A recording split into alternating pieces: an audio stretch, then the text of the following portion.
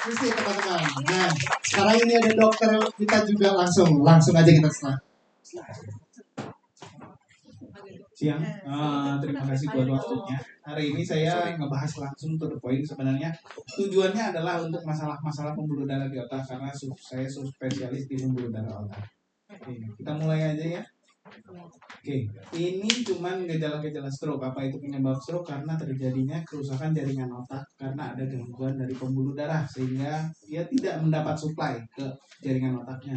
Nah, gangguan pembuluh darahnya itu bisa penyumbatan, pecah atau kelainan sehingga suplai darahnya itu yang membawa oksigen dan makanannya itu nutrisi nggak nyampe ke otak. Oke, ini dianggap sebagai kondisi darurat. Kalau kita melihat ini adalah faktor-faktor komorbid buat orang-orang yang ngerokok, alkohol, hati-hati, faktor resiko keturunan, usia, dan tekanan darah yang bisa kita modifikasi sebenarnya cuma gaya hidup. Ini gejala stroke. Gejala stroke rata-rata orang sudah tahu. Ini gejala stroke yang klasik, tapi ada beberapa yang nggak klasik. Contohnya seringkali pusing-pusing yang lama-lama menjadi lebih berat. Orang suka nganggap itu enteng. Tadi saya juga udah bahas.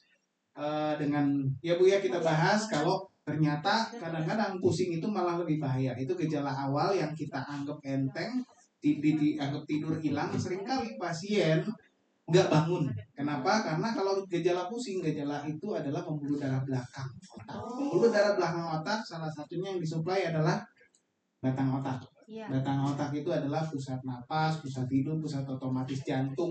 Kita kan nggak nyuruh badan kita untuk napas atau berdenyut. Otomatisnya dari situ. Pada saat itu rusak, artinya apa?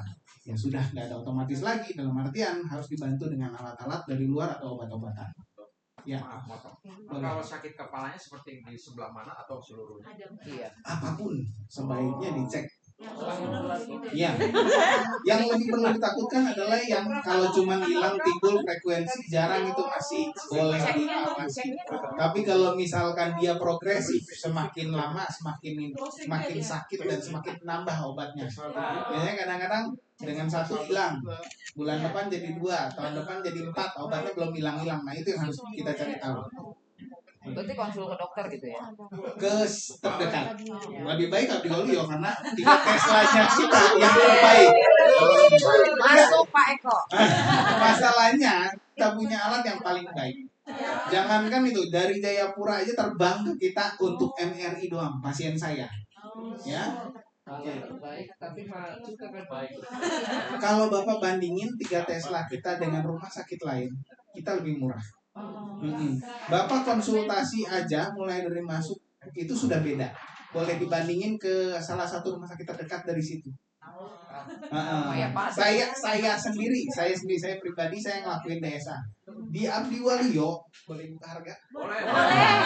Di Abdiwaluyo sendiri tindakan saya 30 juta tidak dibedakan status kelas kamar. Oke, itu sangat murah banget. Tapi saya di rumah sakit lain, saya sendiri mereka akan narik di atas 52 juta. Gitu. Ya, jadi memang Abdiwaluyo udah sangat bersaing harganya kalau ditanya. Itu pun kita minimkan, biasanya ada yang 29, 28 ya. Nah, kalau ini dengan stroke kita berlomba waktu karena yang tadi sama. Oke, tipe-tipe stroke ini ada stroke perdarahan dan stroke sumbatan. Dua-duanya sama, intinya tidak ada darah yang mencapai ke jaringan otak. Oke, ini komplikasi. Beberapa komplikasi kita udah tahu lah ya. Pasien stroke, gangguan jalan, sampai tidur di ranjang, infeksi, borok, sampai yang lain-lainnya, dekubitus, ya. Oke. Pemeriksaan penunjang memang paling sering, paling gampang diperiksa dulu sama dokter saraf. Yang kedua itu dengan MRI dari otak, pembuluh darah masuk dan pembuluh darah keluar, yaitu MRI untuk jaringan otak, MRI itu pembuluh darah masuk, MRV itu pembuluh darah keluar. Nah, yang CT scan itu kita pakai sebagai screening. Waktu pasien masuk kita nggak bisa ngeliat ke dalam otak. Kadang-kadang gejala stroke sumbatan atau pembuluh darah pecah itu hampir mirip, makanya kita harus screening dengan CT scan karena CT scan itu lebih sensitif untuk perdarahan sekecil apapun. Oke. Oke, nah ini stroke beyond. Kenapa kita sebut beyond? Karena zaman sekarang itu stroke sudah nggak dianggap momok dan dalam artian bisa disembuhkan. Dulu orang bilang, oh setiap stroke pasti akan cacat. Nggak juga, karena kita punya yang namanya subbagian atau subspesialis namanya neurointervensi. Nah ini bisa mencegah, bisa mendiagnosis dengan segera dan bisa memberikan terapi. Oke, betul, ada golden period. Neurointervensi sendiri adalah subspesialis cabang dari bagian spesialis saraf. Dia itu berfungsi untuk diagnostik dalam kasus pecah pembuluh darah, aneurisma atau penyumbatan. Nanti aneurisma saya jelaskan. Teknik yang kita gunakan itu hanya satu tusuk, tidak berbekas, pasien langsung aktivitas 8 jam setelahnya. Oke. Tapi memang protokol keamanannya kita akan minta pasien untuk tetap dirawat observasi 24 jam. 24 jam itu sebenarnya kalau di kita nggak ada recovery room ya, jadi kita titip pasien ke ICU. Tapi ICU kita itu benar-benar tertutup, nggak bisa melihat pasien sebelah kanan kiri. Ya, karena kita nggak punya recovery room di Abdi Waluyo, jadi cuma titip 8 jam biasanya. Oke. Kita cuma menggunakan kateter. Tempat tusukan tadi adalah masuk kateter. Masuk kateter kita, kateter artinya selang, itu adalah ukuran kecil. Hanya ukuran yang kita pakai adalah pakai frank. Frank itu satuan terkecil dari mili. Ya. Oke. Nah, selama prosedur ini kita ada yang namanya DSA cerebral. Tujuan dari DSA cerebral itu sebenarnya adalah diagnostik, bukan terapi. Ya, yang orang suka salah kaprah adalah di situ. Nah, tujuan DSA cerebral untuk diagnostik, apakah bisa memberikan efek positif? Bisa. Dalam kasus contohnya stroke atau sumbatan pembuluh darah karena lemah. Seringkali pada beberapa kasus lemah paling sering. Oke, nah kalau kita ini merupakan minimal invasif. Kenapa? Ini hanya satu tusuk, tidak akan menyebabkan gejala apapun atau tidak akan menyebabkan sakit pada pasien, karena di Abdi Waluyo kita pakai teknik yang namanya sedasi. Sedasi itu selama tindakan pasien akan ngantuk, dia tidak akan berasa sakit sama sekali. Ya, Paskanya baru sakit. tidak pernah ada satu pasien pun, saya udah ribuan, tidak ada satu pasien pun ngomong sakit bahkan setelah. Itu oral cairan Injeksi Pak, dari lewat infus, betul. Karena kalau oral kita harus nunggu reaksi obat, butuh waktu setengah jam sampai 1 jam. Kateter juga sedasi. Enggak. Kateter. Kateter sedasi, semua kateter di kita sedasi. Sedasi itu hanya membuat pasien ngantuk dan pasien tidak berasa. Tapi kok kemarin tante saya abis kateter katanya sakit banget. Kan bukan dia beli. Sudah terjawab ya Bu? Ada jawab ya Bu. Coba berarti nanti kalau saya kalau ada pasien saudara saya suruh ke Abdi Waluyo ya. Saya pengen tanya. Sudah sakit terjawab nggak? ya. Iya. Mungkin Kateter kalau ibu jantung. punya nasabah, Kalau kalau jantung seringkali tidak ditidurkan. Memang nggak ditidurin dia. Nah, ya, sedasi itu bikin pasien ngantuk, nggak harus tidur. Oh. Banyak pasien juga yang tidak tidur tapi mereka tetap tidak merasa betul, tidak offline. Ya, bahasanya tipsi lah ya. tipsi. Oke. Bi, berarti Abdi Waluyo ya. Bi? Siapa? Ya siapa ke nanti? Oh. Aku manggil TV aja. Ada slide-nya, kan ada yang atas slide. Ada ya. Oke. Ini kenapa saya bilang tadi ada efek positifnya, yaitu karena sumbatan penyempitan itu seringkali kita kasih heparin. Karena heparin yang kita kasih itu sebagai pencegahan komplikasi, bukan untuk flushing atau ngebersihin atau nyemprot. Bahasa nggak enaknya itu tolong disingkirkan, karena heparin yang kita kasih itu sesuai dosis yang sesuai guideline internasional dengan safety dan efikasi penelitian selama 35 tahun di 5 benua. Jadi kita nggak main-main di sini dengan memberikan dosis di atas guideline 10.000, kita nggak seperti itu. Kita itu di sini untuk mencegah komplikasi. Kenapa? Kateter masuk ke dalam darah dianggapnya benda asing. Di situ akan digumpalkan oleh darah-darah, sel-sel darah, contohnya makrofag, leukosit, neutrofil. Di situ akan bentuk gumpalan. Coba bayangkan kalau di gumpalan itu kita tarik kateternya keluar. Gumpalannya kemana? Nah, itu bisa nyumbat di mana-mana. Makanya heparin yang kita kasih itu hanya dosis antara 400 sampai 500 unit, bukan puluhan ribu. Dosis 400 sampai 500 unit pun seringkali 99 dari pasien 100 pasien alias 99% selalu kebuka pembuluh darah tanpa side effect yang berlebihan. Dengan hanya 400 sampai 500 unit, nggak harus sampai puluhan ribu dengan resiko terjadi perdarahan. Oke? Dan itu sudah dosis guideline internasional ya. Itu yang kita pakai. Itu yang kita pegang di Abdi Waluyo ya. Next. Oke. Setelah DSA, kita ada yang namanya mechanical thrombectomy. Ini sudah sering kali dilakukan di Abdi Waluyo. Ini pada pasien stroke dengan sumbatan datang dalam golden period di 6 sampai 12 jam. Kalau kurang dari 6 jam, 4,5 jam biasanya kita kasih yang namanya RTPA. Tapi kalau RTPA seringkali tidak berhasil karena banyak faktor. Seringkali banyak pasien yang tidak bisa dilakukan RTPA. RTPA itu dikasih obat lewat infus yang bisa menyebabkan risiko perdarahan. Ya, tapi ini kalau kita lakukan biasanya untuk pasien yang tidak masuk dalam kriteria RTPA atau sesudah RTPA tidak membaik. Itu seringkali. Oke, nah seringkali kita ambil pasien yang sudah di RTPA atau tidak masuk kriteria RTPA. Kita lakukan ini. Ini tujuannya apa? Kita mengambil sumbatan dengan membuka jalan kembali untuk otak supaya mendarat darah dan oksigen. Kalau kita lihat golden period memang kurang dari 12 jam. Tapi pernah dilakukan lebih dari 12 jam sebelum 24 dan 18 jam itu hasilnya tetap membaik pasien.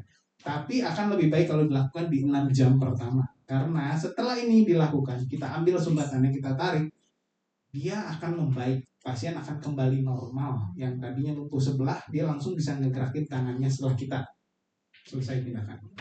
Dok, Ya. kalau lebih dari 12 jam itu kenapa dok bisa dibiarin gitu? Apanya dibiarkan? Si pasiennya nggak sampai ke rumah sakit. Oh, saya kurang tahu. Kan saya bukan keluarganya, Pak. Iya, banyak contoh. Oh, banyak. Contohnya paling simpel. Seringkali orang nggak aware itu. Itu yang pertama. Yang kedua, masalah transportasi. Ketiga, nggak ada yang bantuin, katanya berat.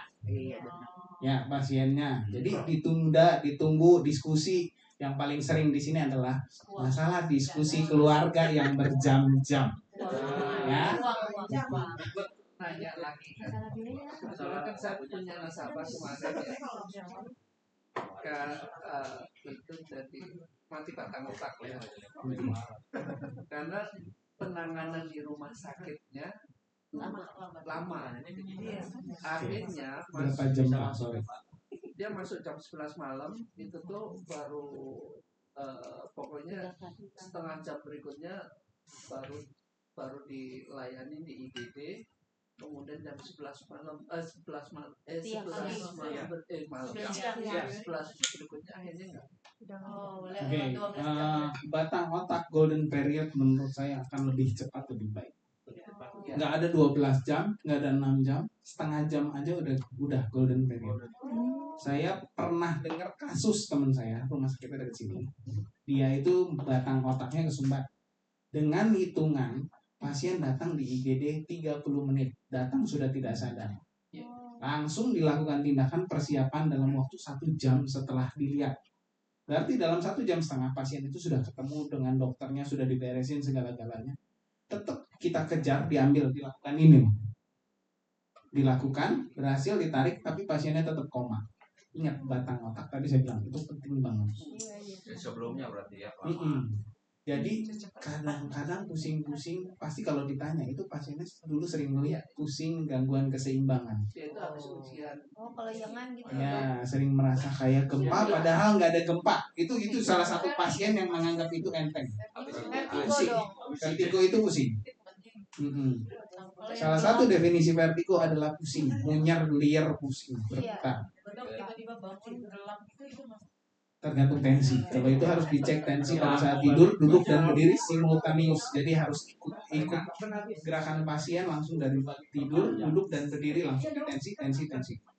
Itu harus dicek dulu apakah itu cuma hipotensi ortostatik atau sekundari karena obat-obat hipertensi yang diminum. Itu bisa. Atau ada masalah di jantung. Harus dicek itu dulu. Oke. Tapi memang keluhan itu sering kali datangnya ke saraf. Saya juga punya pasien kayak gini, sekarang lagi dirawat. Dia itu sering kali seperti itu sampai gelap, bahkan mau jatuh. Datang ke saraf, begitu dicek ternyata sarafnya normal, masalahnya ternyata adalah di jantung. Oke, sering kali begitu. Ya. Ternyata lu udah kurang sarapan lu.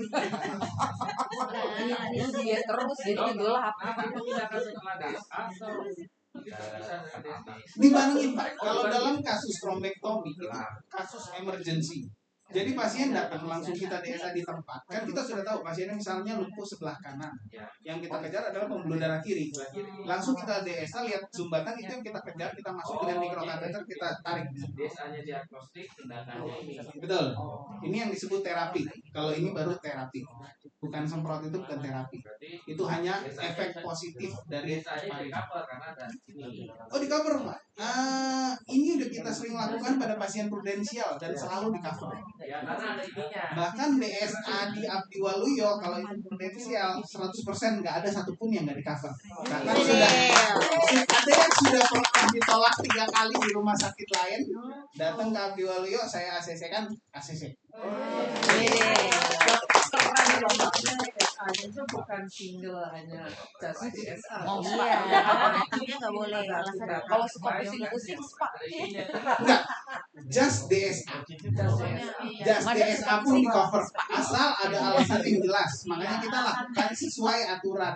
Prudensial minta step by step, itu yang kita lakukan, yang kita ikuti. Kita tidak pernah melewati itu. Nggak pernah motong jalan, betul. Saya punya teman agen prudensial, jadi saya tahu step by stepnya kalian. Gitu loh. Itu yang sering kali orang lewat atau kata-kata yang salah tulis. Kalau dokternya nggak ngerti, itu yang sering kali gagal. Kalau di kita prudensial 100% selalu di cover, biarpun pernah di cancel di tempat lain atau ditolak. Ya, oke. Nah, oke. Dari sini ada mau nanya dulu nggak ini? Itu dia jaringnya itu dipakai. Nah, ini videonya. Videonya boleh diklik.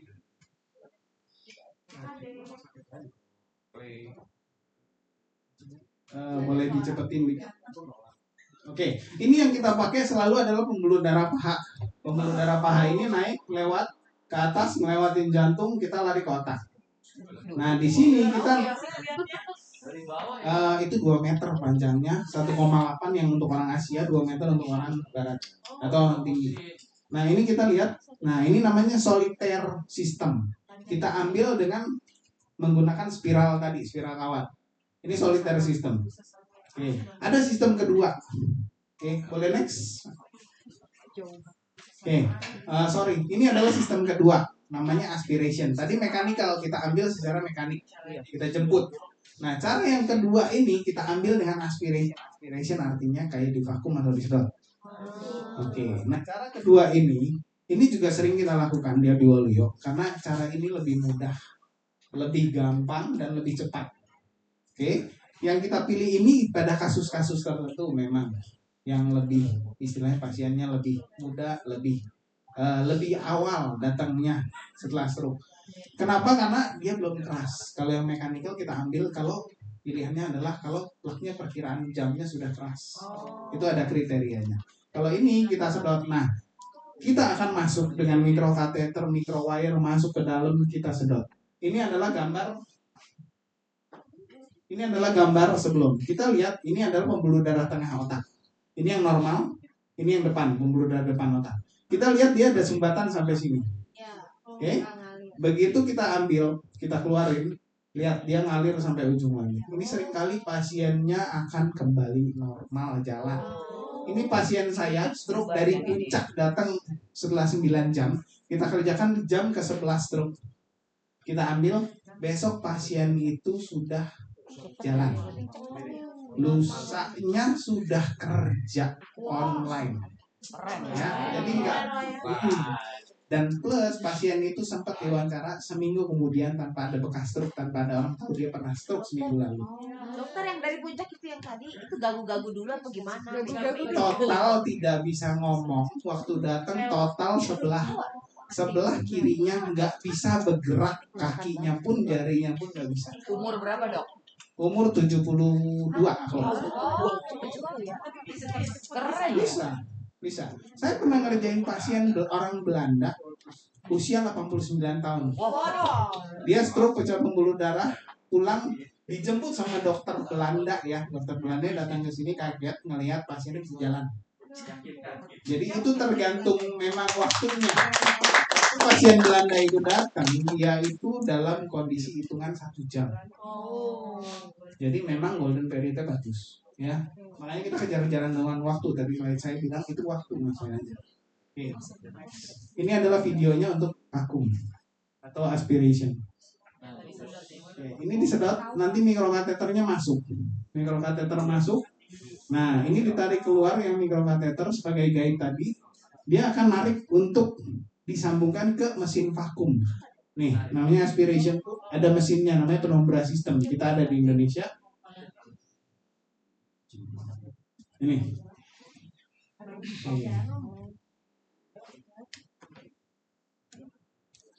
Oke, ini langsung dilakukan penyedotan selama 90 detik.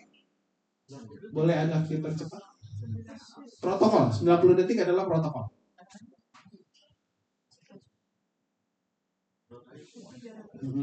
Seringkali sedotnya itu kalau keras kita nggak bisa nyedot, dia ngelewatin cupnya langsung. Terus kita tarik barang cupnya. Kalau setelah 90 detik dia tidak ketarik, kita tarik barang cupnya, dia akan keluar. Seringkali seperti ini, tapi banyak juga yang harus kita tarik barang selangnya. Dia nempel gitu. Nempel, betul, di ujung. Kayak seperti gambar slide sebelumnya, boleh? Saking kerasnya ya dok ya? Betul, saking kerasnya. Boleh slide sebelumnya Pak? Nah, ini adalah contoh yang kita harus tarik keluar. Biasanya dia sudah dalam bentuk terpisah. Kalau kita nggak tarik bareng selangnya, dia sudah terpisah, nggak ada gambaran ini. Ini barang jangan dipikir ini gede, ukurannya kecil banget kayak kita gunting kuku. Dengan barang sekecil itu bisa merusak otak. Ya. Dok, tapi dinding pembuluh darahnya perlu dicek sih kalau gitu. Ada baiknya dicek. Makanya pakai MRI-nya kita yang 3 Tesla yang paling bagus. Seringkali saya di RS lain seringkali itu burem. Seringkali burem, bukan apa-apa, burem. Saya ada di RS lain tapi seringkali burem. Jadi kita nggak bisa nentuin ini bener plak, apa bener-bener dia gambaran yang artifak gitu loh. Kita nggak tahu. Nyaru ya dok ya? Nyaru, betul. Tapi kalau di Abdi Waluyo dia akan jelas sekali kalau itu ketutup penyempitan gitu. Enggak, kadang-kadang 3 Tesla pun burem. Beda yang kita punya memang. Oh, berarti kayak Kenapa yuk Singapura tuh mereka Jangan sampai. Betul. Seringkali mereka minta itu karena memang di kita itu seringkali nggak jelas. Karena artifak pasien, pergerakan pasien, foto yang dicetak kurang bagus. Hal seperti itu. Saya punya pasien satu. Saya bilang penyempitan. Ini kalau mau dikerjain di sini silakan. Dibawa ke Singapura. Disuruh pulang. Kerjain aja di Abdi Waluyo. Ini beneran. Perempuan usia 46 tahun. Enggak, perempuan usia 46 tahun sampai sekarang saya masih ingat namanya. Saya masih ingat karena disuruh pulang. Karena biaya di situ desa 200 sekian juta plus labnya sekitar 40-an something juta. Gitu. Jadi di sana biayanya mahal, makanya dia bilang dia pulang lagi karena dia pilih di sini. Ya. Nah, ini adalah aneurisma. Tadi saya bilang saya jelasin. Jadi tipe-tipe aneurisma.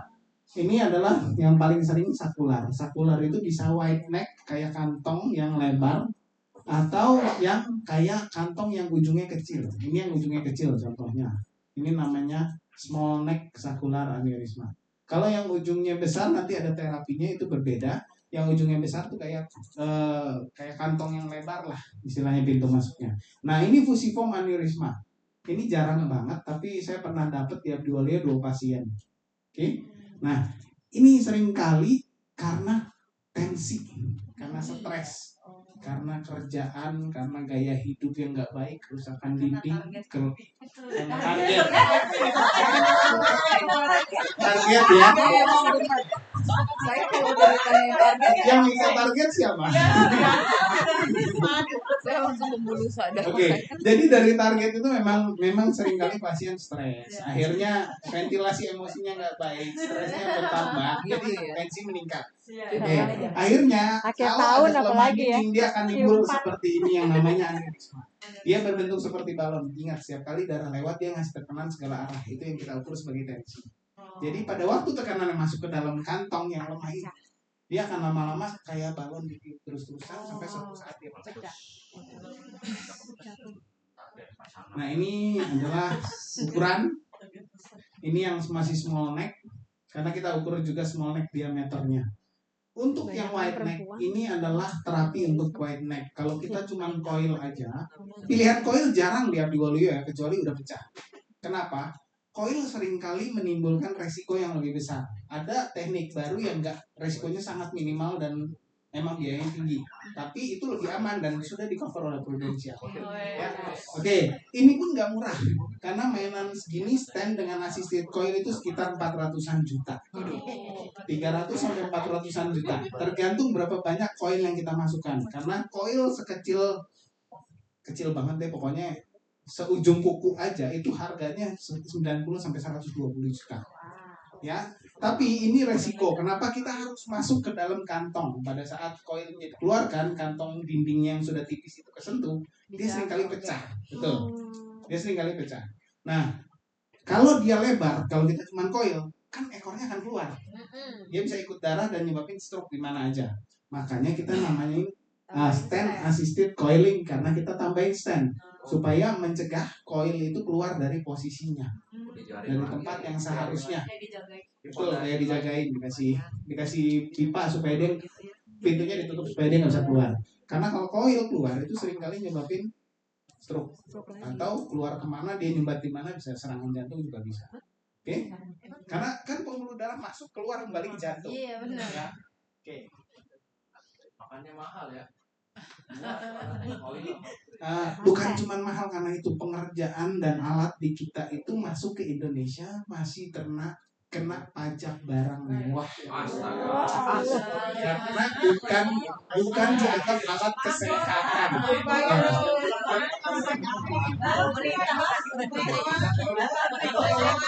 Udah turun, Bu.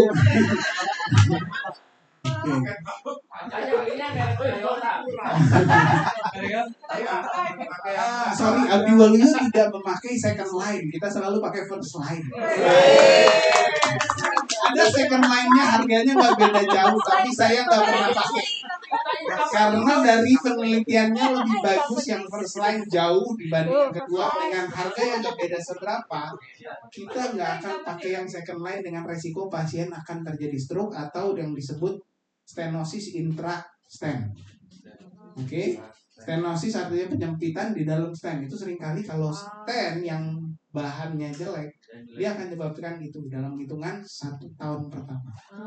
Jadi akhirnya apa? Di stent lagi kedua, dari stenosis itu kita stent lagi, kita lebarin lagi. Akhirnya malah tambah mahal lagi. Gitu.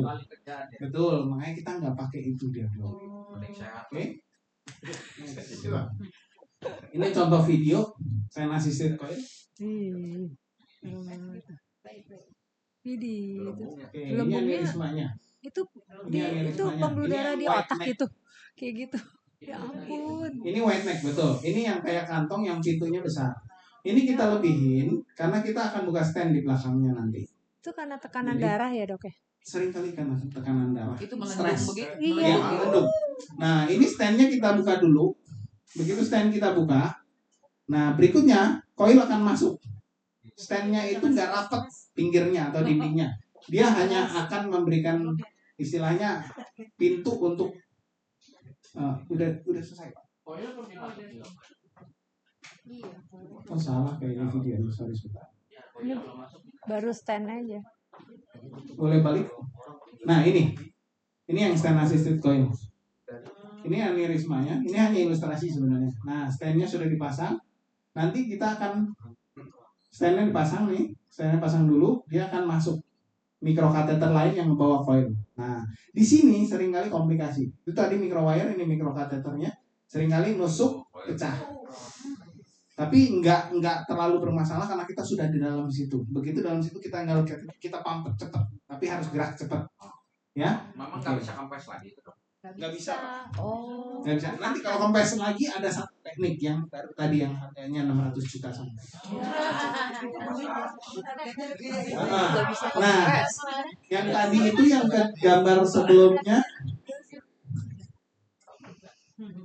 Belum dikatakan. Itu selain coil nggak bisa dikempesin ya dok? Selain coil nggak bisa dikempesin. selain coil ada teknik Tadi berikutnya. Madara yang 600 juta tadi. 600 juta tadi. Yang satu Fortuner.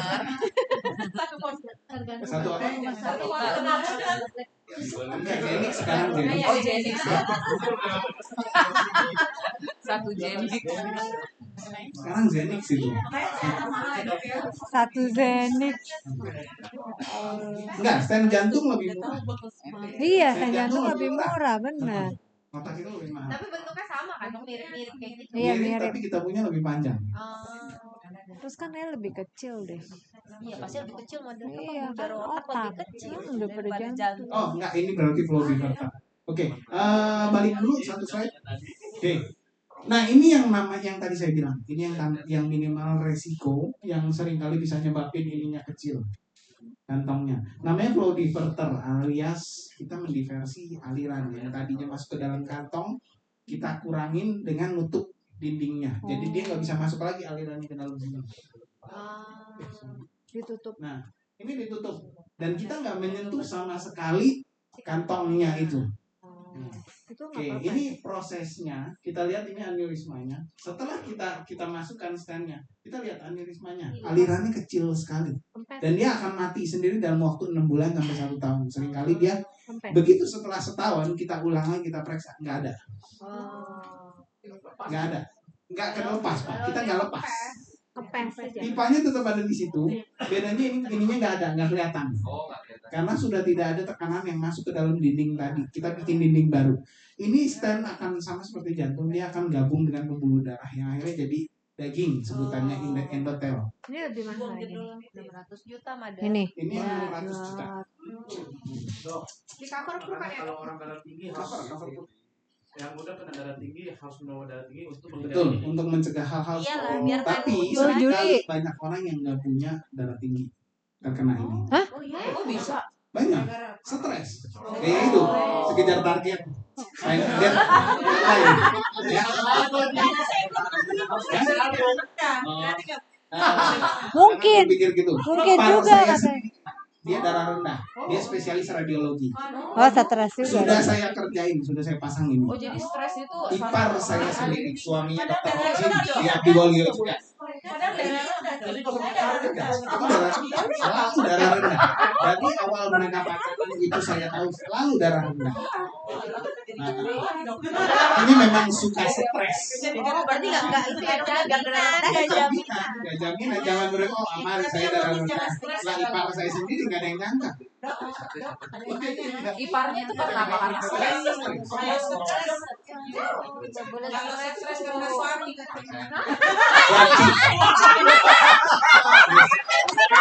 Stres karena suami. Ini videonya ya.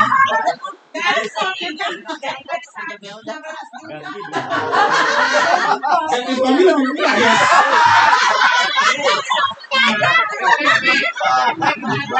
Ini berikutnya. Ini soal gambaran pipeline. Oke, jadi pipanya dibuka dengan cara seperti ini.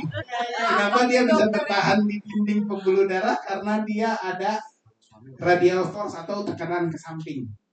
Ya. Oke, setelah ini kita tinggal terus kita angiografi atau kita cek lagi tekanan atau aliran darahnya pasti berkurang. Jandarnya kebanyakan yang kena siapa emang, Dok?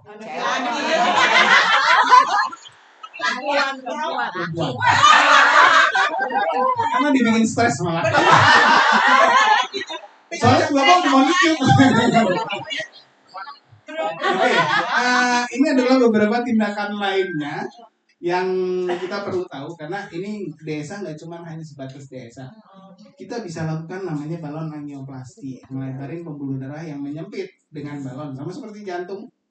Terus ada lagi standing intrakranial, artinya intrakranial itu di dalam tempurung kepala. Jadi standing itu kayak kita pasang ring, sama seperti jantung, kita juga bisa. Intraarteria trombolisis yang kita lakukan pada pasien 3 jam sampai 4 jam setengah itu lewat vena, artinya pembuluh darah yang keluar. Bisa nggak kita masukin ke dalam otak? Bisa. Kalau udah lewat 4,5 jam masih nggak baik, kita coba dulu dengan yang tadi trombolisis atau RTPA, kita masukkan langsung dengan menggunakan kateter ke otak ke depan sumbatan, dan seringkali lebih banyak berhasil. Makanya kembali waktu ya, karena waktu. Terus embolisasi tumor. Ada tumor di mana saking besarnya untuk operasi itu bahaya. Seringkali kita cari dengan DSA pembuluh darah yang nyuplai, yang ngasih makanan ke tumor itu supaya tumor itu bisa tumbuh. Nah, itu yang kita sumbat. Kita matikan. Kenapa? Cara tahunya gimana? Ya di DSA. DSA tadi kita cari tahu sumbernya, pembuluh darahnya. Justru tumor sebesar itu untuk operasi akan besar sekali resikonya. Beda saraf akan minta kita matiin tumornya supaya dia mengecil dulu. Segitu mengecil, dengan kita stop pembuluh darahnya, dia akan mati pelan-pelan kecil. Begitu kecil baru dia operasi. Kadang-kadang ada beberapa pasien yang nggak perlu dioperasi karena makin lama makin kecil sampai dia mati. Itu. Embolisasi APM, sayang ini tidak di cover sama prudensial. Kenapa tuh dok? Karena AVM adalah bawaan lahir. Tapi saya punya satu pasien petingginya prudensial, highest achiever-nya prudensial di ACC. Wede, higher achiever ya. Ya, highest achiever. Higher achiever. Highest bukan higher, highest achiever satu Indonesia. Siapa tuh? Ya, oke, take home message-nya sama, kita ngejar dengan waktu. Mungkin ada yang mau ditanya, karena sekarang ini bisa diatasin dengan cepat. Ya, jangan nanya yang masalah rumah tangga, saya nggak tanya. Rumah tangga. Ini bocah ini. Tapi saya mau nanya tentang itu ya. Oke. Mau tanya ambil. Dok, mau nanya, tadi kan dokter bilang kalau penyakit stroke itu bisa disembuhkan. Dan Betul. kebetulan kakek aku itu juga kena stroke. Kemarin sebulan yang lalu baru kena serangan yang kedua kali. Itu bisa sembuhnya tuh kalau bisa sembuhnya itu apakah ada misalnya kalau sudah fase ini nggak bisa disembuhkan normal, tapi kalau baru-baru bisa, atau memang sudah fase yang kena serangan bisa 2-3 kali masih bisa sembuh? Itu pertanyaan pertama dok ya. Boleh saya jawab dulu ya? Oh boleh. Soalnya gini, kalau kata-kata stroke dulu memang total kita cuma ngasih obat fisioterapi. Tapi sekarang ini banyak caranya yang kita bisa lakukan. Itu pertama, golden period penting. 12, 24 jam, 48 jam, 36 jam. Kita ada cut off waktunya. Apa yang harus kita lakukan pada saat pasien datang di cut off waktu itu? Tapi kalau misalkan nih datang sudah stroke lama, apakah bisa? Tergantung. Yang dikejar apa dulu? Ekspektasi keluarga apa dulu? Motorik. Misalkan yang penting pasiennya bisa jalan. Itu ada waktu 3 bulan dengan fisioterapi. Dan obat sekarang itu ada yang namanya obat neuroid. Itu bagus banget buat perbaikan motorik dan afasia dari pasien. Saya seringkali punya pasien stroke dengan HP nggak bisa ngomong, dikasih obat itu karena datang ke saya udah telat, saya nggak bisa lakukan tindakan. Datang ke saya dengan obat itu dia bisa ngomong pelan-pelan sampai mulai balik. Gitu. Ada, karena obat-obatan zaman sekarang jauh lebih canggih. Ya, nah kalau sudah yang berbulan-bulan, ya kita harus ngomong sama pasien. Datang ke saya minta, saya minta segera DSA. Stroke-nya kapan? 3 bulan atau 6 bulan atau 3 tahun? Yang diharapkan apa? Kita harus persamaan persepsi dulu. Kita nggak bisa main memberikan harapan 3 kali DSA jalan. Nggak seperti itu. Nggak semudah itu. Makanya cut off waktu itu yang penting waktu pasien datang setelah stroke itu. harus secepatnya. Semakin cepat semakin baik. Lagi dok yang apa ya? Pertanyaan kedua ini, saya kan juga olahraga tinju dok ya, dan itu kan kena banyak, apalagi saat sparring atau tanding kena banyak benturan otak. Dan kebetulan pas itu saya tanding, saya juga sedikit research tentang itu sih. banyak kasus fighter petinju meninggal karena gimana di otak. Tadi kan ada pembuluh darah. Itu kalau memang kena terbenturan banyak kok ke kepala itu bisa faktor nggak sih dok ini jadi pembuluh darah? Bisa. Contohnya kita mau bertanding, deg-degan nggak? Pasti. Nah, itu aja jadi salah satu faktor untuk meningkatkan tekanan darah dan terjadi aneurisma kalau ada kelemahan dinding atau kegangguan dinding. Itu pertama. Benturan bikin kita emosi nggak? Iya. Dipukul mau balas nggak? Makin meningkat lagi epinefrin, ya kan? Takut kalah waktu mepet deadline kembali mau menang, pukulan diperbanyak nggak? Iya. Metabolisme meningkat nggak? Tinju pakai otak nggak? Pakai mikir nggak? Pasti. Flow-nya lebih banyak. Jadi resikonya cukup banyak. Tapi dari benturan sendiri dari lawan itu akan menyebabkan yang sering kali orang bilang kayak meninggal, benturan karena menyebabkan perdarahan. Yang harus hati-hati adalah kadang-kadang pernah dengar nggak petinju yang habis bertanding dia sehat-sehat perayaan besokannya meninggal? Iya. Itu axonal diffuse, jadi sering kali tidak ada gejala atau nggak apa-apa. Nah makanya kalau bisa jangan tinju. Iya.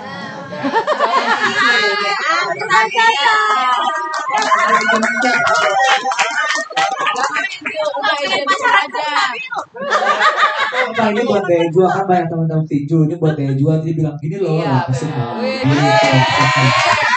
Nanti udah videoin tuh. Nanti Udah, lu bisa nanti juga. Dok, terima kasih dok. Nah, next. Ya. Catur aja. Tapi jatuh tidak meningkatkan epinefrin atau adrenalin. Jatuh pusing mikir. Kita seperti kita tadi sehari-hari juga kita mikir. Itu masih flow normal. Jadi main catur aja. Bekel nggak membantu. Nggak membantu apa? Bekel cuma melatih keterampilan tangan. Dia tidak membantu otak ya. Congklak. Enggak juga membantu. Nggak juga kan. Otot jari. Oke, pagi dok, saya Elda. Saya mau tanya, saya pernah dengar beberapa kasus aneurisma sebenarnya. Nah, kalau yang kayak misalnya pertama nih pertanyaan saya, kalau yang dibilangnya diikat itu maksudnya kayak coil tadi bukan dok? Bukan, diikat itu zaman dulu.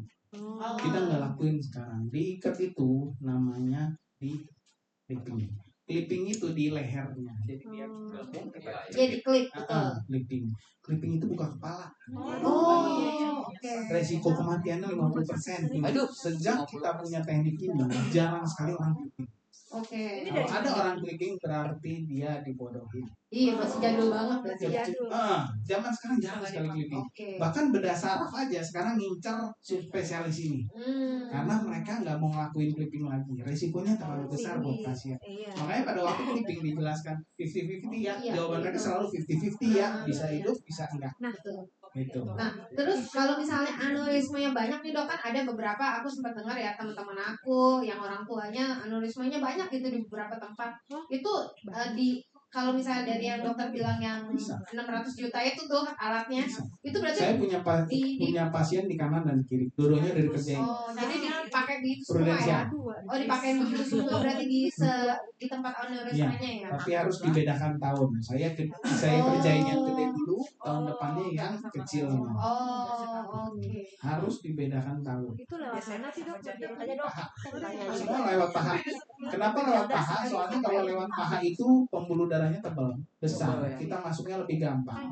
Tidak menyebabkan sakit pada pasien setelahnya. Kenapa yang tangan sakit? Karena dia seringkali buka dengan pisau. Oh. Saya pribadi nggak pernah ada satupun pasien yang saya buka dengan pisau. Karena dengan pisau perawatannya lebih lama, infeksi resikonya lebih tinggi, sama perlu jahitan kadang-kadang.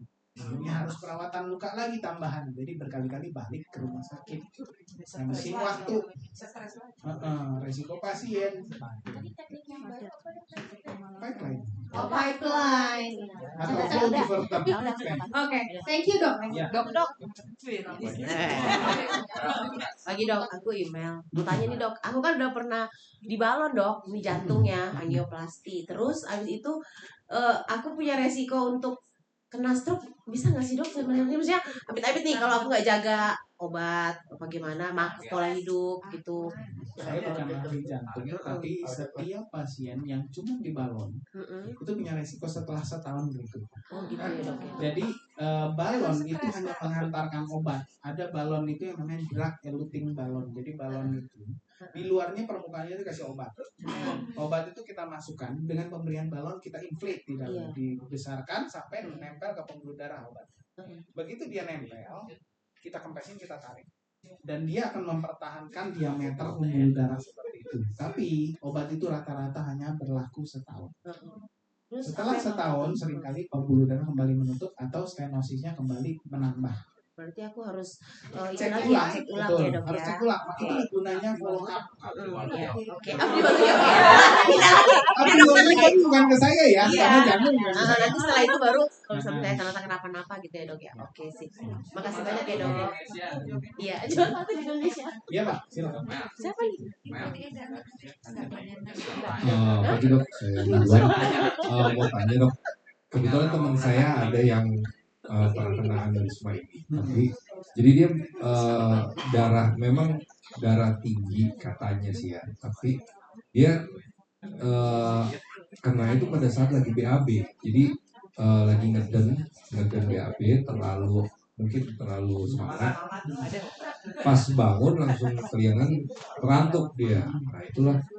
Nah terus kata dokter aneurisma, tapi bukannya pecah dok, dia kayak rembes, ya bocor rembes Sama gitu ya. aneurisma bocor atau rembes sama. Oh sama ya itu. Cuman bedanya di perdarahan. Perdarahannya itu kita lihat dari CT scan itu ada sporingnya. Gitu. Kalaupun rembes bisa kita tutup, bisa kita coil, bisa kita pipeline. Dengan cara yang tadi dok. Ya. Dua itu. Iya. Tapi kalau sudah rembes dan di saat 3 hari pertama kita harus coiling. Kalau mau di coiling 20 hari setelahnya, karena ada risiko untuk terjadinya penyempitan pembuluh darah. Makanya kita nggak lakukan di hari keempat sampai hari ke-21. Itu bahaya. Makanya kita cuma boleh kalau pasien rembes atau pecah itu dilakukan di hari pertama, kedua, ketiga dari pecah atau hari ke-22 dari pecah. Di antara itu kita hanya mempertahankan obat, mempertahankan pasien dengan obat.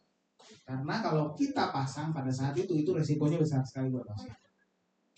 Makanya protokol internasional kita tidak melakukan itu di hari keempat sampai hari 21. Jadi kalau memang pasiennya pernah pecah, selamat, rembes dengan bersih sudah rembesannya dan nggak ada istilahnya nggak ada gejala sisa. Kalau mau dikerjakan coiling atau pipeline itu bisa, tapi sarannya coiling karena sudah pecah. Itu setelah setahun ya. Setelah setahun itu bisa dilakukan. Bisa, karena dasar pembuluh darah pecahnya itu nggak pecah terus kempes. Betul. Pecah dia nutup, pecah lukanya tutup, tapi dia tetap gelembung di situ. Dan gelembungnya itu makin besar. Bahkan lebih bahayanya karena pecahnya itu akan nimbul gelembung baru kecil. Itu yang lebih parahnya. Gelembung kecil itu akan lebih rapuh. Para dokter diperiksa kembali mungkin itu. Betul, harus segera. Iya. Kalau mau kelihatan di Abdi Waluyo. Kalau mau kelihatan. Dokter praktek hari apa?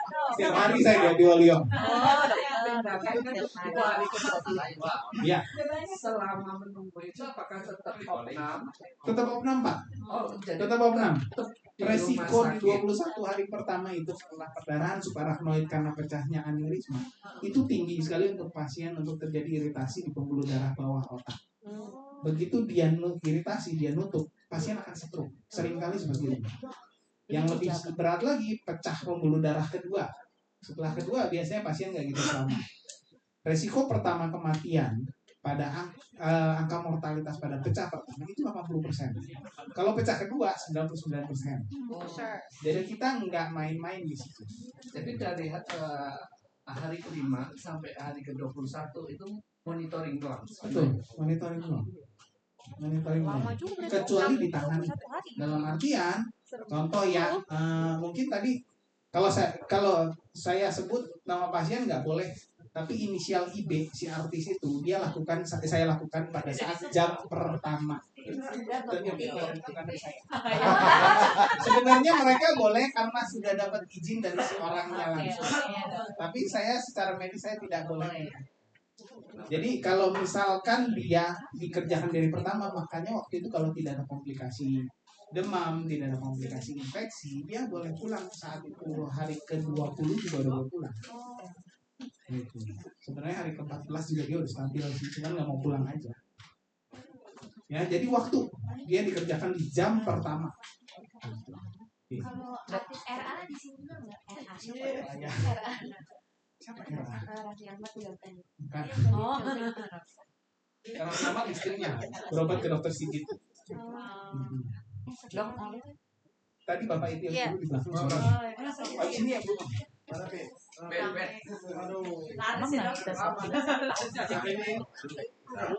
Ya, halo dok. Dok, saya ada beberapa pertanyaan sebenarnya. Satu-satu ya kita. Dok, saya kebetulan puji Tuhan sampai hari ini tidak ada gejala di saya segala macam, walaupun kayak sakit kepala apa segala macam yang tadi itu, tapi masih dalam tahap yang muncul hilang. Jangan ngomong belum Bu, jangan Bu. Enggak ada. Ya. Dok, saya ada satu pengalaman di pasien di nasabah, kebetulan nasabah dekat kami juga. Dia kejadian stroke. Stroke-nya pecah beberapa cc di kepala. Jadi yang saya mau tanyakan, dia itu waktu kejadian langsung kebetulan ada teman yang dokter juga, langsung diarahin bla bla bla bla bla bla bla, langsung dipesenin obat dari awal yang notabene untuk indikasi awalnya dia sampai titik dia tiba. Ternyata begitu dia meri, ternyata kita baru dijelasin tuh ada dua macam obat. Yang pertama stroke-nya yang penyumbatan sama yang stroke-nya pecah. Atau ada istilah yang lebih, atau saya menyampaikannya salah atau nangkepnya salah nggak sih dok? Soalnya agak aneh kalau dokter langsung ngejelasin gitu. Dokter langsung bilang itu stroke benar, tapi dia nggak bisa ngomong ini pecah atau penyumbatan sampai dilakukan CT scan. Makanya saya bilang tadi screening itu penting. Betul. Saya juga nggak ngerti obat yang dimaksud. Apakah itu yang RTP atau trombolisis arteritis atau yang apa, saya nggak ngerti. Soalnya itu akan penjelasannya akan berbeda untuk kalau obat-obatan maintenance setelahnya. Kalau dulu biasanya kita nggak banyak CT scan atau nyari, kita langsung jelaskan terapi lanjutan. Kalau memang ini tanpa kita screening. Dulu ya sekitar 15 tahun lalu, 20 tahun lalu, tapi sekarang nggak seperti itu, nggak boleh. Saya nggak tahu sih obat apa. Boleh lanjut dulu? Nah, yang kami tangkap, yang pemahaman saya yang tangkap dari dia itu, kalau obatnya yang dibilang yang penyumbatan itu udah dipesanin karena pesannya biasa penyediaannya suka lama perizinannya, itu harga sekitar 20 sekian juta dia bilang. Itu arteris. Ternyata nggak jadi pakai karena begitu nyampe di UGD di CT scan ternyata pecahan sekian cc, akhirnya cuma dikasih obat untuk penyerapan bla bla bla bla, tidak ada invasi ke kepala atau apa segala macam, tindakan nggak ada. Nah, dari kejadiannya itu yang saya penasaran adalah apakah dia akan seumur hidup pengencer atau obat tensi apa segala macam nggak sih dok? Soalnya karena dari kan dia pendarahan. Ya. Kok dikasih pengencer darah? Ya. Ada resiko lain? Apa ada stroke lain yang ketemu pada saat itu? Nah, saya kasih profilnya sedikit. Profil si pasiennya lumayan obes, perempuan umur 50-an. Terus memang makanya saya juga walaupun sampai hari ini pada kenyataannya dia udah nggak minum obat lagi karena ternyata begitu dihajar pengencer itu pengencer sama obat darah tinggi itu ternyata pembuluh darah dia pada yang memar-memar satu badan itu kan, ternyata kan karena pembuluh darahnya pecah atau darahnya kelewat encer. Akhirnya sampai hari itu tuh dia bahkan tidak minum obat apapun dari setelah kejadian itu. Biasanya sih kalau kita lihat pasien, kalau masih ada faktor resiko kita teruskan. Tapi kalau pasiennya misalkan usia 33 tahun stroke, saya punya pasien seperti itu. Saya punya pasien 13 tahun perempuan stroke. Kita nggak tahu. Kita nggak tahu. kita lihat dulu faktor resiko ke depannya apakah masih ada atau enggak. Dia punya resiko besar atau tidak. Kalau memang nggak punya resiko dan dia sudah balik, semua faktor komorbidnya bisa ditangani hilang tanpa obat, ya nggak perlu obat lagi. Contoh hipertensi dalam kasus pasien ini, kalau hipertensinya sudah bisa ditangani tanpa obat, dia bisa mungkin dengan diet, ngurangin garam dan lain-lain, bisa menjaga ventilasi emosinya, aktivitasnya, pace-nya tidak terlalu cepat, ya itu boleh di stop. Saya nggak masalah dengan penyetopan obat, yang penting komorbiditas dan pengurangan resikonya itu jauh signifikan berkurang. Oke. Gitu. Nah, kalau di dia itu kebetulan berat badan tetap gak berubah, tapi yang dia info ke saya tensi harian normal, terus semua motorik dia segala macamnya normal, yang notabene aktivitas hari-hari juga yang ngomel ya tetap namanya mama. Nah, itu sih sebenarnya yang saya penasaran di dia, karena kan saya cukup peduli juga cukup dekat sama dia juga kan. Apakah saya apa yang harus saya ingetin, atau memang dia sudah sebenarnya ya on track gitu, tensi udah standar. Oke, kalau saya ketemu pasien seperti ini, pertanyaannya adalah apakah perlu melanjutkan obat atau tidak. Saya akan cek ulang darah berkala. Terus saya akan minta ABPM pasien ini. ABPM itu pengecekan tensi 48 jam terus menerus. Dan itu akan ada alatnya, di kita ada alat. Plus not Actiles mahal banget ya, 20 juta. 20. Di Abdiwaluyo 18. Turun jadi 16 kemarin ya. Masuk baik. Ya soalnya heran, untuk menjual 20 juta, kita aja 18 juta itu sering ditolak pasien gitu. Mendingan lanjut DSA makanya. Cuman kalau 20-an juta kayaknya agak ini cocoknya jadi agen Pak saya. Nah, oke dok, itu cukup menjawab sih untuk case-nya dia. Yang poin yang lainnya itu yang sebenarnya saya ada ke arah aneurisma sih. Nah, gimana cara ngebedainnya? Atau gini, sebenarnya tadi Elda sempat tanya tentang aneurisma yang orang tuanya ditemukan aneurismanya titiknya banyak. Dari dokternya menjudge ke anak atau notice sih, lebih tepatnya ke notice, hati-hati kamu punya resiko karena papa kamu seperti ini. Betul. Nah, sedangkan dia yang sejauh yang saya dengar dari dia ya, gua masih muda, nggak berasa ada gejala apapun, apa segala macam, bla bla bla. Aneurisma tidak pernah bergejala sampai dia besar atau giant aneurisma. Tadi ada ukuran. Giant aneurisma baru akan menimbulkan gejala. Saya punya giant aneurisma patient, tapi dia tidak menimbulkan gejala sama sekali. Ngerinya begitu kita buka, akhirnya begitu kita MRI, kita lihat dia itu besar sekali aneurisma di tengah sini depan, tapi tidak menimbulkan gejala. Justru seringkali di sini sakit kepala, tapi dia tidak. Nah, jadi nggak bisa ngomong begitu. Plus kalau pasien, misalkan ada aneurisma nih, tuanya pecah, saya kasih tahu anaknya, betul. Kapan itu dilakukan? Itu memang tanpa gejala pun kita akan minta. Kenapa? Saya punya pasien umur 62 tahun. Pecah aneurisma, saya tangani. Saya bilang anaknya tolong dicek. Oh, anak saya ada yang masih kecil. Maaf, biar nikahnya telat. Oke. Ada yang anak umur 11 tahun. Lagi main. Pecah. Telat dibawa ke rumah sakit, meninggal. Oke, jadi buat saya mau berapapun itu umurnya, sebisa mungkin diajak ngomong, kita harus screening. Karena MRI itu butuh kerjasama dari pasiennya. Kalau nggak bisa kerjasama, bahkan dewasa pun kadang nggak bisa kerjasama, ya kita dengan pendampingan anestesi, disedasi tadi, gitu.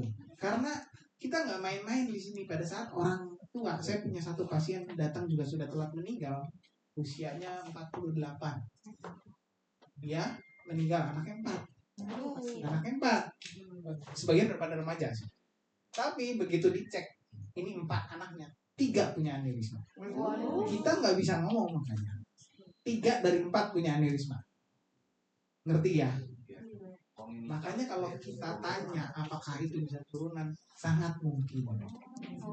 Bagus nih buat jual PCM. Jual sakit kritis. Nah, kita kan belajar lagi. Jadi izin dulu. Dok, bicara tentang screening. Saat ini kita berbicara dalam ranah asuransi, Prudential, kita agensi, kita semua di sini kumpulan para agent. kita selalu sensitif atau lebih tepatnya kita sering menemukan kondisi terhadap si asuransinya pasti sensitif nih kalau ternyata ada kayak saya deh sehat-sehat normal testing dong screening sama dokter MRI CT scan bla bla bla. Ujung-ujungnya apakah saya bisa dibantu? Bukan, saya bukan masalah dalam ya mungkin ya kalimatnya ya mungkin saya nggak tahu bukan untuk menggunakan asuransinya tapi bagaimana screening ini tidak menjadi noda di mata asuransi. Karena kan meskipun nih saya screening sama dokter, saya screening sama dokter, CT scan normal deh, normal, senormal normalnya. Saya nggak pakai asuransi, saya bayar pribadi. Namanya juga saya screening kan. Tapi kan jejak saya ada di Enggak. Oke. Untuk membuka suatu medical record di dalam rumah sakit itu butuh persetujuan apa? Pertama, harus ada laporan polisi atau kasus yang berhubungan dengan kematian atau dugaan malpraktek. Itu pertama. Kedua, dia harus mempunyai kuasa hukum yang bisa memaksa jaksa membuka itu. Pasien akan tanda tangan kalau memang ada masalah untuk membuka. Tapi dari rumah sakit akan ada perlawanan. Karena kalau membuka paksa atau mengambil bahkan merobek satu lembar pun dengan sengaja dan menghilangkan itu tidak. Karena nggak bisa segampang itu asuransi atau siapapun ngebuka medical record patient kita. Ada benar dapat aja karena memang mohon maaf selama duit berjalan orang dalam butuh uang. Ya itu ada tapi itu ilegal. Dia tidak bisa gunakan itu sebagai bukti dimanapun. Dan orang yang ngebuka itu akan jadi kena pidana. Mungkin saya nyampein maksudnya dia. Jadi maksudnya dok, kita kan kalau awal-awal nasabah baru itu kan suka kena investigasi kan. Nah maksudnya Pins itu adalah kalau misalnya kita sehat nih, kita investigasi kenapa? Karena pasiennya ngomong punya riwayat dirawat. Kalau tidak ngomong, biasanya nggak pernah ada investigasi. Ada. Kalau penyakitnya kronis dok, arahnya ke kronis, di bawah 2 tahun, sekarang mereka pasti investigasi. Betul, makanya kalau bisa di 2 tahun pertama jangan dipakai. Iya maunya gitu. Kalau sudah punya rekor, yang salah adalah asuransi buat jaga-jaga. Jadi asuransi itu dipersiapkan dari dulu, bukan buruan sekarang. Itu gunanya. Cocok ya Pak jadi agen. Jadi kalau kita ngomong apakah track record itu ada, dia nggak akan tembus. Kecuali ada kasus. Ya, jadi maksudnya biasanya Kecuali ya pasien pasti akan tanda tangan. Iya itu yang Kenapa investigasi? Karena misalkan pasiennya ngomong saya pernah dirawat. keluar ya. Ya, kalau nggak akan. Begitu keluar kata-kata saya pernah dirawat, apa yang keluar? Form untuk pembukaan medical record untuk ditandatangani oleh orangnya. Betul? Nah, kalau orangnya nggak mau, cancel aja. Saya nggak mau, saya ganti asuransi lain. Simpel kok, untuk masalah begitu bisa diakali. Celah. Betul. Cocok itu saya nih dokter. Saya bukan ngajarin ya Pak. Saya cuma belajar dari agen lain. Ya, Oke, ada lagi yang mau nanya? Ya, boleh. Terakhir boleh ya. Soalnya saya harus balik ke Pak. Oh ya, oke. Ada lagi? Terakhir. Terakhir. Ya udah. Amel. Mungkin terakhir ya teman-teman ya. Saya mau tanya kalau ada pasien dengan adenoma hipofisis. Nah, awalnya itu hormon prolaktinnya nggak tinggi. Ternyata setelah dia radioterapi itu mengalami peningkatan yang pesat dengan nilai hormon prolaktinnya.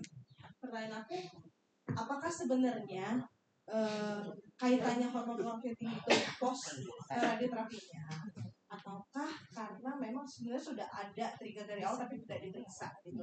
Ini makro atau mikro adenoma hipofisis? Karena sih jadinya makro, malah sekarang jadi makro ya. Sekarang jadi makro dong. Oke, sekarang jadi makro. Jadi sebelumnya ketangkepnya mikro. Kan nggak mungkin berubah. Jadi dulu meningioma. Nah, terus diterapi kan. Nah, sekarang itu udah, makanya kita besok tuh mau bawa MRI ke sana ke meningiomanya di bawah hipofisisnya tersebut. Oke, jadi setelah meningiomanya diapain? Dikasih itu doang.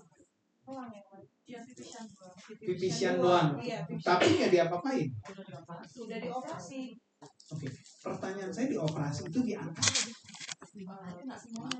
Iya, di bulking. Oke, bukan di gamma knife ya. Nggak bisa. Di bulking ya. Oke, di bulking. Udah diangkat nih. Terus kapan mikroadenomanya itu ketahuan?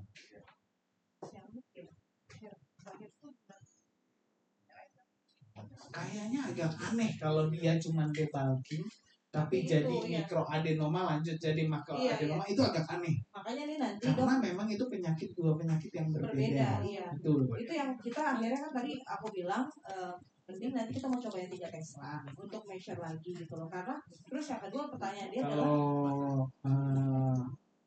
Kalau meningioma nggak perlu dipastikan, nggak perlu, udah pasti.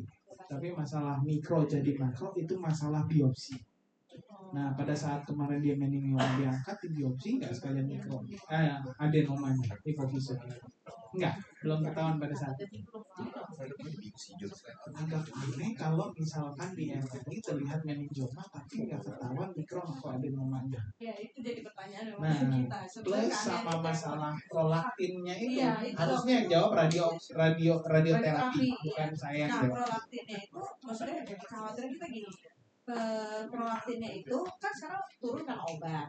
Nah, pertanyaannya adalah sebenarnya hormon prolaktin kaitannya dengan itu tuh apa sih dok gitu loh? Kenapa dia bisa meningkat tajam dengan adanya adenoma?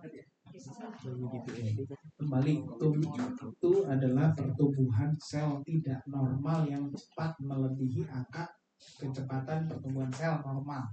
Oke. Jadi yang diproduksi dari hipofisenya itu apa? Prolaktin salah satunya. Begitu dia berlipat ganda dengan pertumbuhan yang cepat, ya prolaktin akan naik gitu loh. Itu jadi hubungannya. Kamu nanya dia nanya tapi ini suaminya dong yang ngalamin. Tapi dia mau nanya takut. Nanya aja. Aku mau pilih. Jadi pertanyaannya adalah kecenderungan nanti untuk anak-anaknya itu dia harus ada trigger apa atau kenapa nggak, karena ada sampai saat ini belum ada bukti, cuman kecurigaan ya, belum ada bukti gen di sequence tertentu yang menyebabkan pasien ini akan meningioma, pasien ini akan mikroadenoma, nggak ada. Tapi kalau punya turunan biasanya itu pasti akan ada, either dia skip generation atau every generation bisa ada. Itu tergantung kalau gaya hidupnya masing-masing. Kita semua punya yang namanya resiko untuk jadi tumor. Kita semua punya resiko untuk menjadi kanker. Kita semua punya juga yang namanya gen suppressor tumor sel. Jadi kalau ada sel yang tumbuhnya nggak normal, dia tekan. Nah, untuk ngaktifinnya itu gimana? Gaya hidup sehat, jangan makanan kalengan, olahan dan lain-lain. Gorengan dan lain-lain. Tambah lagi. Ya, jadi makanan sehat pilihannya, aktivitasnya olahraga. Ya. Tapi nggak tinju. Tapi nggak tinju, nggak boxing. Itu nggak memperbaiki sel otak soalnya. Oke. Oke, udah? Thank you dong. Oke, udah habis dok. Oke, terima kasih dok udah pemaparannya buat kita ya, pengetahuannya dan wawasannya buat kita. Berarti dok sekalian dok di sini dok, sebentar dok. Kita foto dulu dari bersama dengan Isma Oding. Silakan dok.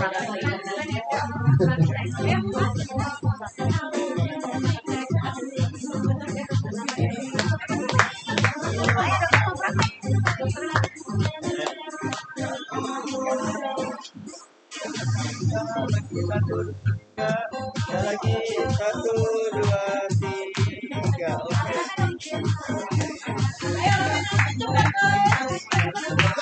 Dok di depan, di depan.